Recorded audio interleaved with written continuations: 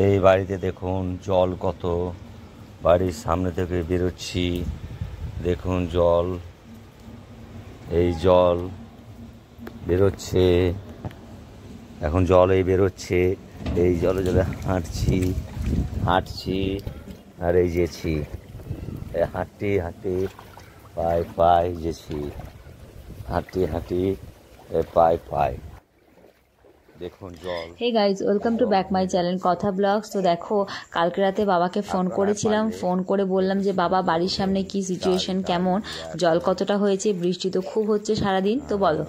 তো বাবা বলল যে আমি ভিডিও করে পাঠাচ্ছি। তো বাবা আমাকে ভিডিও করে পাঠিয়েছে, দেখো যে এত জল হয়েছে চারে সাইডে, বুঝতেই পারছো। আমাদের এই রাস্তাটা নতুনই করা, এ দেখো পিচ ফেলা আছে রাস্তায়, তো এই রাস্তায় কাদা ফাদা সেরকম হয় না, এই যে কালো পড়া দেখছো না, মানে এই রাস্তাটাই। তো আমার ভাই দেখো হেঁটে আসছে, এরকম জল হয়েছে। তো বাবারা তো মোটরসাইকেলও চালাতে পারছে না, দুটো মোটরসাইকেল কিন্তু রাস্তায় রেখে আসছে। আর এই যে দুই সাইডে দেখতে পাচ্ছ যে জলগুলো, এই যে পানাটা, চাল ডাল নিয়ে আসেন, কেউ তিরপলের ব্যবস্থা করুন, বাড়ি ঘর সব ভেঙে উল্টে গেছে।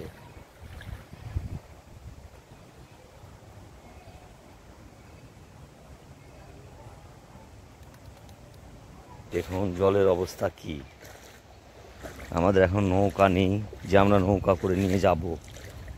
এই গামছা পরেছি, এই গামছা পরে এক হাঁটু জল ঠেলতে যেছি, এক হাঁটু জল।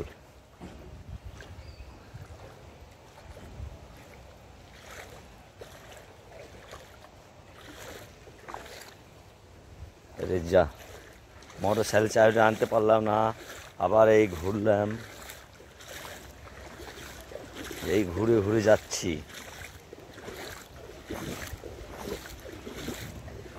দেখো বাবার কাণ্ড, মোটরসাইকেলে চাবি আনতে ভুলে গেছে, আবার এই জল ঠেলতে বাড়ি। দেখুন জলের কি অবস্থা, এই জল, এই বাড়ি, দেখুন আমরা কিভাবে যাচ্ছি, কিভাবে আমরা এখানে বাস করছি। আপনারা দেখুন শুধু, সামনে এই গীতারাম রয়েছে, গীতারাম, এদিকে এইভাবে যাচ্ছি, আপনারা জল দেখতে পাচ্ছেন। হ্যাঁ,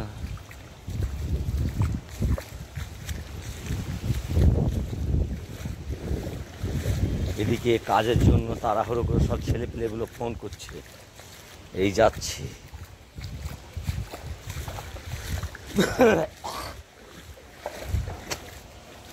এই বাড়ির গোড়ায় তেমন জল, এই জল ঠেলতে যাচ্ছি।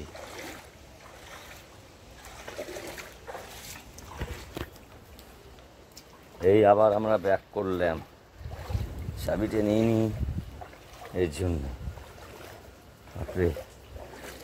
বাপরে এক হেঁটু জল ঠেললে যাকি, এক হেঁটু জল। হ্যাঁ, চাবি নিতে এসছে মোটরসাইকেলের।